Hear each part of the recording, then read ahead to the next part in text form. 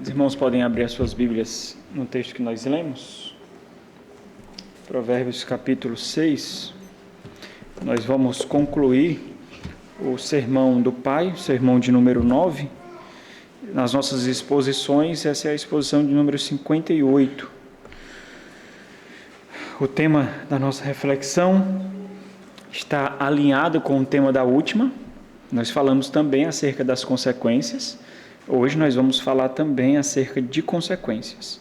Então, no último sermão, nós refletimos sobre as consequências de atos inconsequentes. Hoje nós vamos refletir sobre as consequências de alimentar a cobiça. E aí nós vamos definir um pouquinho essa cobiça, para ficar mais aplicativo, né?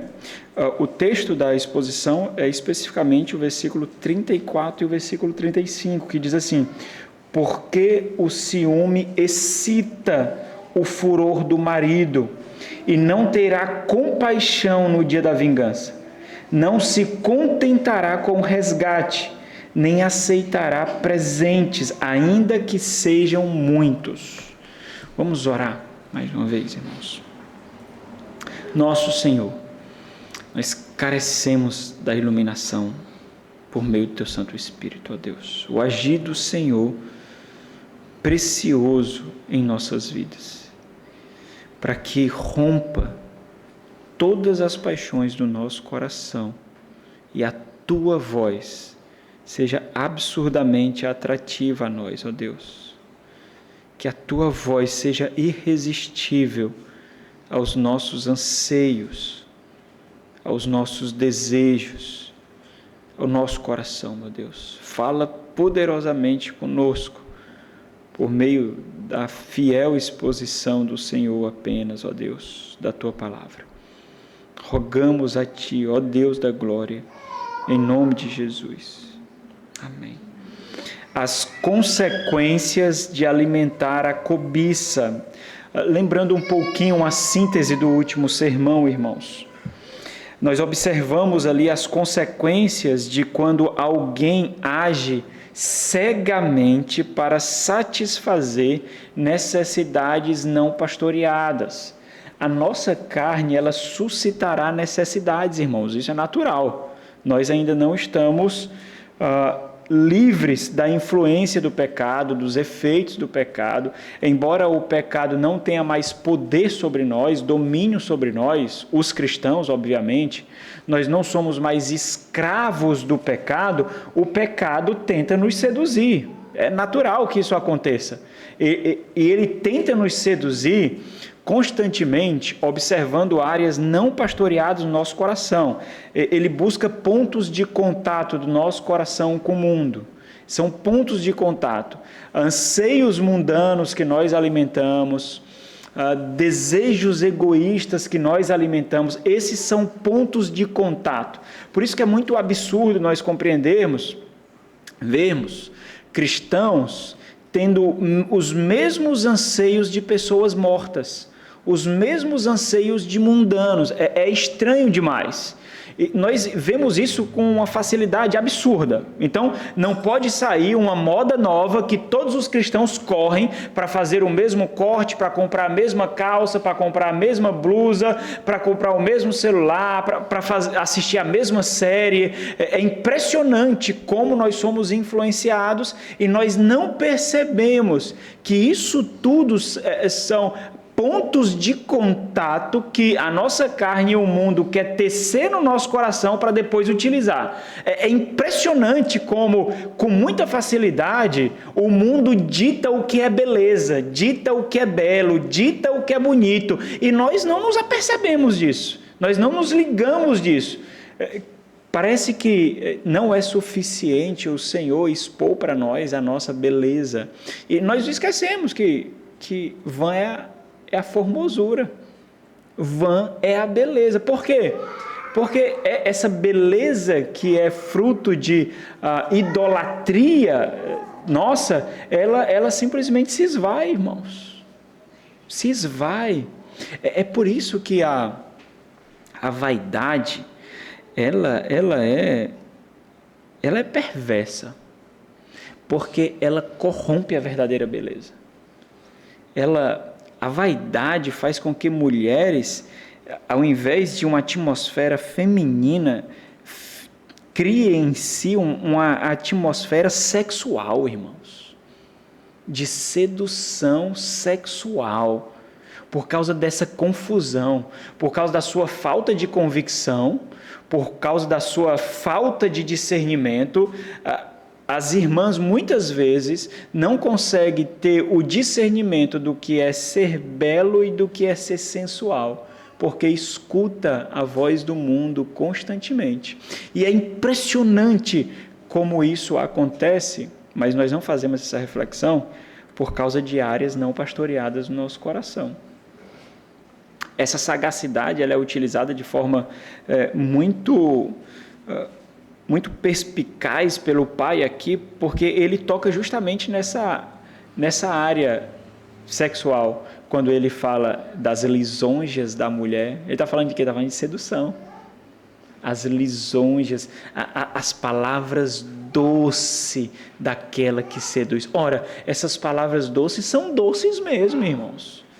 Não tem amargor, não tem espinhos, mas aí vem o discernimento, a percepção. Então, nós observamos as consequências justamente de áreas não pastoreadas do coração. São esses pontos de contato. Ora, se nós percebermos, irmãos, o contraste que foi feito, o ladrão, ele possuía necessidades reais, óbvio. Agora, essas necessidades reais não lhe fornecia licença, não lhe dava a permissão de agir pecaminosamente. E talvez, irmãos, é isso que nós vacilamos. Nós pensamos que se nós tivermos uma desculpa plausível, se nós tivermos uma argumentação plausível, então nós seremos desculpados das nossas ações. No final das contas, o ponto aqui do sermão do pai é justamente que não adianta quão belas sejam as suas argumentações, as consequências virão. Eu posso estar junto com você e dizer assim, eu entendo perfeitamente, eu compreendo. Eu compreendo todas as suas racionalizações, eu compreendo toda a tua argumentação, mas a consequência é essa. Não tem como fugir dessa consequência. A consequência é essa. Esse é o ponto do sermão do pai. Essa é a grande questão. Não importa, nós podemos estar juntos, vamos chorar juntos, eu caminho junto com você nessa argumentação, muito provavelmente eu faria a mesma argumentação, não importa mesmo como você alimentou, quais foram os meus, não importa, eu compreendo mesmo. Mas nós nos deixamos nos vencer por nós mesmos, irmãos. Porque no final das contas, não importa. Ter fome não é pecado, irmãos. O ladrão, ele rouba para quê? Para saciar a fome. Ter fome não é pecado. Ele teve fome, ele tinha que alimentar essa fome. Ora, mas ele buscou um meio imprudente, pecaminoso, para alimentar, para saciar algo que era natural para ele. Ter fome. Não importa, as consequências virão. E esse é o grande ponto aqui. As consequências serão absurdamente desproporcionais ao ato cometido. Essas consequências virão. É por isso que ele vai ter que pagar 7 vezes mais. É por isso que tudo que ele tem será tirado. Então, se essa é a realidade, quanto mais aqueles que não tendo necessidades reais, buscam satisfazê-las, buscam nutri-las, que é justamente esse desejo, essa cobiça que ele alimenta no coração. O versículo 34, 35, então, ele fecha esse sermão, é a conclusão do sermão do pai. As consequências de alimentar a cobiça. O que é a cobiça, irmãos? O próprio termo ele é bem pejorativo, mas aqui é a satisfação da carne, é a satisfação do ego, é o desejo de satisfazer necessidades pecaminosas. Embora essa mesma palavra pode ser utilizada para outros contextos, mas o próprio contexto aqui define aqui o que é desejo. O termo seria desejo, mas o contexto mostra o teor desse desejo. É um desejo carnal, é um desejo pecaminoso, é um desejo mundano, é um desejo que não iniciou com tanta paixão, tanto fogo, tanto vigor, mas por ser nutrido, por ser alimentado, se agigantou e tomou o coração ao ponto de mover os nossos braços e as nossas pernas. Então, a conclusão do sermão aqui do Pai está diretamente ligada ao versículo 25, diretamente, que é a exortação principal do Pai, quando ele diz assim, versículo 25, não cobices no teu coração a sua formosura. O que ele está dizendo? Olha, não cobices aquilo que passa, não cobices aquilo que é vão, não cobices aquilo que não nutre. Formosura não sustenta relacionamento, irmãos. Formosura não alimenta o corpo, não satisfaz as nossas necessidades reais. Cuidado para olhar a aparência, cuidado para olhar a superfície. Não observe a superfície, não observe a casca, não cobices no teu coração. Então, aqui, irmãos, a figura que é criada é de algo que usa um subterfúgio forjado para esconder algo interior. Então, naturalmente, essa mulher é categorizada aqui, né? Ela é categorizada como alguém que busca tragar vidas preciosas, como alguém que caminha para matar, como alguém cujo desejo é destruir. É a mulher adúltera aqui. Então, ela já é identificada dessa forma, só que ela cria miragens. Qual é a miragem? A sua formosura, a sua beleza. É uma miragem aqui. É para enganar. Então, cuidado, mulheres, quando vocês desejam mostrar os seus dotes físicos. Cuidado. Isso pode estar sendo utilizado para esconder um coração feio, um coração podre, um coração que não merece atenção. Por isso que você busca atrair pelo seu corpo. Por isso que você busca atrair por sua vaidade, por sua sensualidade. Tem que ter cuidado isso. Porque quando nós temos um coração lindo, limpo, nós queremos exibir esse coração. Nós não buscamos miragem para que não olhem para o nosso coração. Nós queremos exibir o nosso coração. Então ele diz, não cobices no teu coração sua formosura, nem te deixes prender com as suas olhadelas. Esse é o ponto principal, porque ele vai mostrar as consequências disso. E o grande ponto, irmãos, é que não guardar os mandamentos do Senhor significa desproteger o coração. Não é por acaso que há a cobiça. A cobiça é justamente por causa do vazio que existe no coração. E o vazio que existe no coração, que é o deleite, lembra lá do Salmo 1, seu prazer está na lei do Senhor, e ele medita nela dia e noite. O prazer, satisfação, contentamento, gozo. Então, por causa desse vazio, outras coisas ganham lugar no coração. Observa o versículo 22 aí, quando ele diz, porque o mandamento é lâmpada, quando caminhares, isso te guiará, o quê? Os mandamentos do Senhor.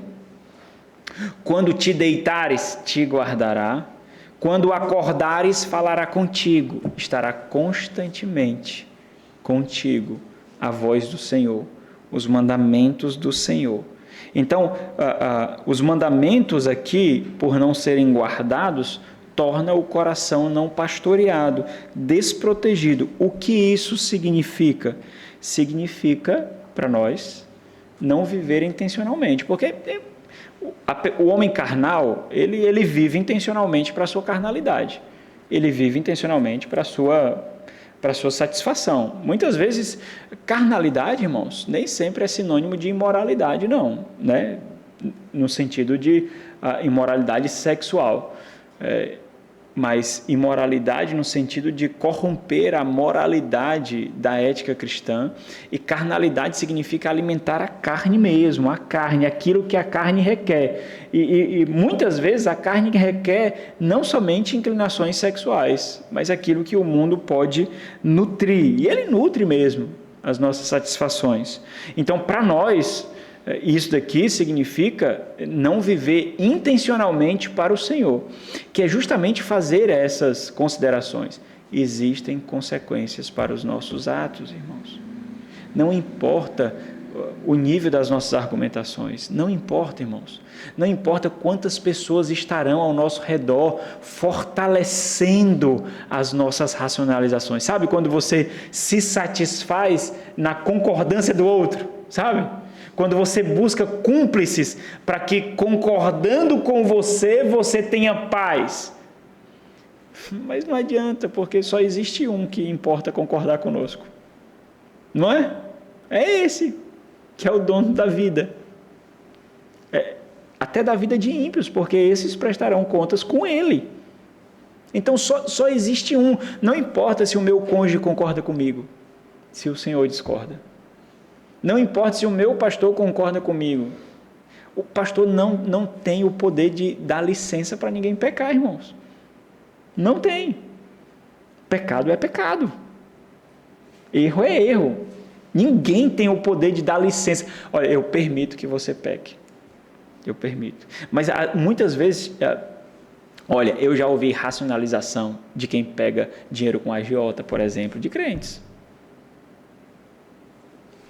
O que eu ia dizer? É possível, irmão. É permitido. Você tem a licença só dessa vez. Eu já ouvi. Sabe, com todo um contexto para chegar num ponto. Esse rapaz aqui quis me enredar. Quis me enredar mesmo. Mas não dá. Não tem. Pecado é pecado. Agora observa como nós fazemos. Parece que quando nós buscamos pessoas e aí tem algumas pessoas cuja concordância nos dá maior paz, né? Pode ser o seu cônjuge, pode ser o pastor. Olha, está fulano e fulano pode não concordar, mas se o pastor concordar, fulano e fulano pode não entender, mas se a minha esposa entender, o meu esposo entender, parece que isso nos dá paz. O grande ponto é o seguinte: não importa quantos estarão conosco, existem consequências para o pecado. E nós precisamos compreender isso. Que esse é o grande ponto da sabedoria, irmãos. Nós não somos Maria vai com as outras. Nós não somos. Nós não somos piolhos para ir pela cabeça dos outros. Nós não somos. Nós somos aqueles que seremos minoria. Até aquele grandioso dia mesmo. Mas nós somos a minoria. Então, viver intencionalmente é calcular isso. Calcular as consequências dos nossos atos. O que significa alimentar o que a carne deseja, irmãos? O que significa alimentar o que o mundo exalta? Irmãos, observam isso, por favor. Observa isso. É muito importante entender isso. Nós somos de outro mundo, irmãos. Nós somos de outro reino. Nós temos outro coração, outra mente. Essa não é a nossa pátria. Alimentar o que esse mundo exalta testemunha fortemente contra nós, irmãos. Absurdamente forte contra nós. Nós temos que entender isso. Então, alimentar essa satisfação carnal é estar diante do trono da glória, depondo contra nós mesmos. Então, cada satisfação carnal que nós alimentamos é uma placa de acusação contra nós que nós colocamos sobre a nossa cabeça diante do tribunal de Cristo. Que significa, que equivale a ser tolo. Tolo. Olha o versículo 29. Assim será com o que se chegar a mulher do seu próximo, a mulher que não é tua, a mulher que não te pertence, aquilo que não é devido a ti, não ficará sem castigo todo aquele que a tocar. É contabilizar. Não é isso que nós temos feito no final do ano, irmãos? Contabilizando. E quantos daqueles que já foram visitados aqui já identificaram ações não contabilizadas, irmãos? Quantos? Quantos puderam ser conduzidos por aquela conversa a observar que isso daqui eu não imaginei, não. Isso aqui E o pior, quantos contabilizaram e mesmo assim fizeram? Quantos? Eu sabia. E aí? Por que não fez nada? Tem o que falar? Tem o que para falar, irmãos?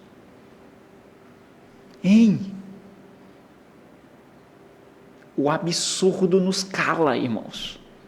O absurdo nos constrange e nos cala. E é melhor que não fale mesmo, não. Porque senão vira mais argumentações, mais racionalizações, e é pior para você. Então, diante da racionalização do pecado, nós não deveríamos ouvir as nossas palavras rebuscadas, nós deveríamos ouvir a repetição: tolo, tolo, tolo, tolo, tolo, tolo, tolo, tolo, tolo. É assim que deveríamos ouvir. Não deveríamos ficar vaidosos pelo nosso poder eloquente de argumentar. Ninguém se impressiona com você. Você pode impressionar o seu cônjuge e é a sua maior desgraça. Se você impressionar o seu cônjuge. Se o cônjuge ficar impressionado de você, é a sua maior desgraça. Triste da esposa que se impressiona com o marido. Triste do marido que se impressiona com a esposa. Não conhece a pecadora que está do seu lado. Não conhece o pecador que está do seu lado. Acho que o grande ponto de impressão assim, que tem que surgir é o fato de ver Cristo sendo tecido ano após ano de forma mais pungente e ter a plena convicção de que não foi ele, não. De que não foi ela. Foi o Espírito Santo agindo apesar dele, apesar dela mesmo. E isso não alimenta o ego de ninguém, não. Por isso a conclusão, irmãos, no versículo 34, versículo 35. Porque o ciúme excita. Olha aqui, entende isso aqui? O ciúme, ele está dizendo aqui, o ciúme excita. O ciúme vai criar prazer pela vingança.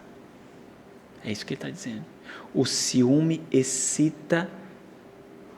O ciúme cria satisfação para a ira.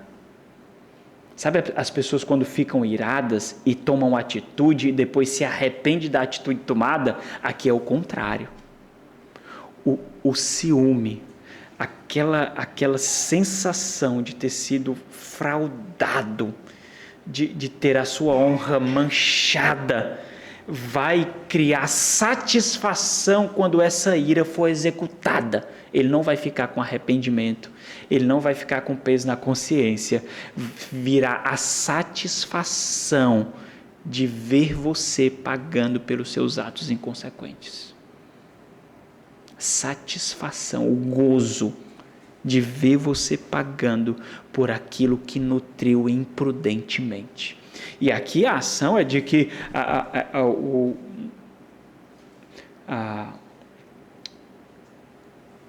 o adultério era tratado publicamente aqui. Não era no privado, não. Então, a execução aqui da justiça não é de um ato privado, único e isolado, não. Era da exposição pública de fato mesmo. Olha o que ele diz. Porque o ciúme excita o furor do marido. Obviamente, irmãos, aqui, ele está falando aqui do fato em si do adultério. Ele, ampliando um pouquinho mais a aplicação, nós vamos para os pecados sagazes, mas a relação principal é de Deus e o seu povo aqui. é Deus e o seu povo. Ele está falando da justiça de Deus que virá sobre aqueles que não se dobraram diante de Deus. E a satisfação de Deus fazer se cumprir a sua justiça. Porque o ciúme excita o furor do marido e não terá compaixão no dia da vingança. Não se contentará com o resgate, nem aceitará presentes, ainda que sejam muitos. Então, viver alimentando a cobiça, irmãos, os prazeres do ego, os prazeres da carne, significa destruir todas as possibilidades de misericórdia. Eu vou dizer o que nós fazemos quando nós alimentamos imprudentemente. Nós não pecamos sem saber, irmãos. Nós não pecamos sem saber. Dificilmente nós somos pegos de surpresa pelo pecado. Dificilmente nós somos. E dependendo da igreja que você está, é mais difícil ainda disso acontecer. Então, deliberadamente você alimentou. Voluntariamente você nutriu. Mas para você sempre resta um último recurso. Qual é o último recurso? Vitimismo. Autocomiseração. O que ele está dizendo aqui é que isso não vai colar. Não adianta. Você não é vítima. Você não é vítima. Sabe o que mostra que você não é vítima? Porque você sentiu gozo nisso. E era para você ter percebido que aquilo que estava dando satisfação à sua carne não vinha de Deus. Você sabia disso. Você sabia. E o subterfúgio do vitimismo, da autocomiseração, é mais uma estratégia carnal que você está utilizando. Mais uma. Você sabe, o seu filho faz isso. Não faz, não? Faz. O meu faz. Faz. Eu quero fazer. Até eu dar um tapa na minha própria cara. Você acorda, bestado. Não cola, não. Não cola, não. Talvez você deveria fazer isso. Quantos chegariam aqui de rosto inchado? Blush. Blush no rosto, irmão? É, né? Esse é o ponto. Se você compreender isso, você vai cair menos nas suas armadilhas. Você não é vítima. E isso é testificado pelo fato do prazer que você desfrutou no pecado. Por isso que lágrimas podem ser utilizadas maldosamente, irmãos. Olha, e você sabe disso mesmo. Lágrimas não deveriam comover tanto assim, como comovem. Porque quando você contrasta as suas lágrimas pelo prazer que você sentiu no pecado, as suas lágrimas desaparecem. Porque você teve gozo na maldade. Teve gozo. E nós estamos olhando aqui, não foi um pecado repentino, foi um processo de sedução e nutrição. Sedução e nutrição. E em cada passo você sentiu gozo. Deixou-se ser seduzido. Deixou-se ser levado. Se envolveu. Foi tomado e executou. Não foi pego na hora da execução e desfrutou do pecado. Desfrutou do pecado. Baixou as suas guardas e se deleitou na carne. E aí é pego.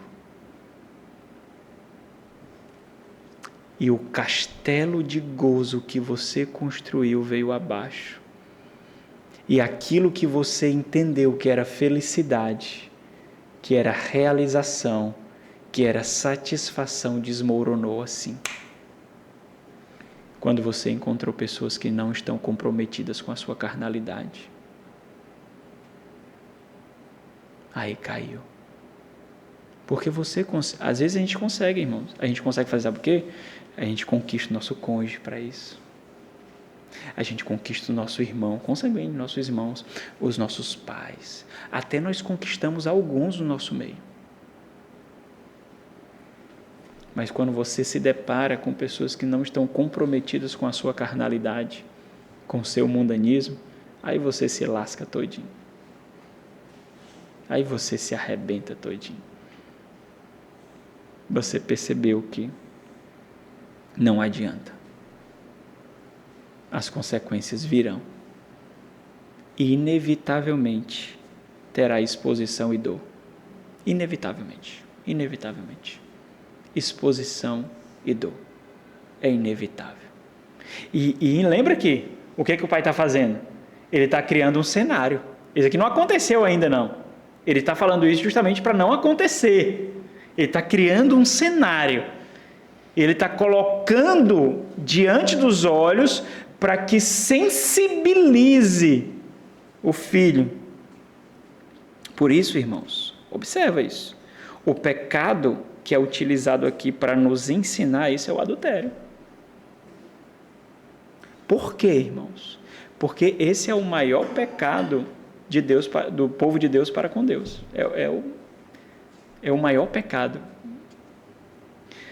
Porque o adultério é o abuso, é o escárnio do amor, é a corrupção do que é amor. Porque o adultério é o abuso, é o escárnio da confiança, da graça, é tripudiar na misericórdia, é corromper a fidelidade, é quebrar o pacto. E isso não acontece assim. Por quê? Porque para que isso aconteça, valores precisam ser modificados, irmãos. Ninguém quebra a fidelidade assim, ninguém quebra a confiança assim, ninguém corrompe um pacto assim. Esse processo de sedução, esse processo de conquista do coração, o que é que faz? É a mudança de valores, gradativamente. A mudança de valores no nosso coração. Até o ponto que o inimigo tem a propriedade do nosso coração e o nosso coração não seja exclusivamente do Senhor. É assim que acontece a sedução. Daqui a pouco você vê pessoas que antes se portavam de um jeito e de repente estão com a mente completamente diferente. Rapaz, como é que a pessoa muda assim de uma hora para outra? Não foi de uma hora para outra. Algo estava acontecendo aqui, só que tinha uma estrutura erigida, tinha uma estrutura de pé. Mas de repente cai essa estrutura, porque tudo aqui já foi modificado. E aqui o ponto é o seguinte: aquilo que você cobiçou em secreto será tratado publicamente. É o adultério aqui. Era assim que era tratado o adultério. Em praça pública. Na frente de todos. Então, o que foi alimentado e vivido secretamente será punido publicamente. E entenda, essa é a vergonha que nós receberemos por alimentar atos inconsequentes, por alimentar cobiças, por alimentar satisfações carnais. Nós seremos envergonhados. Nós seremos. E dependendo do pecado, irmãos,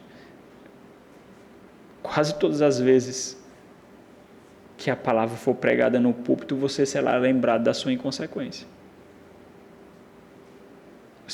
O seu pecado será ecoado. Às vezes, quando alguns irmãos vêm visitar a nossa igreja e às vezes esboça que quer fazer parte da nossa igreja, né, eu menciono, dependendo da situação da pessoa, né, às vezes essa pessoa chega com marcas. E eu digo, você vai ser exposto. Não que outros saibam, mas você vai ser exposto para você mesmo. Porque o púlpito vai denunciar constantemente esses atos, vai expor essas marcas.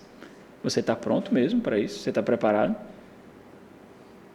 Porque o púlpito ele não irá se eximir de falar, não.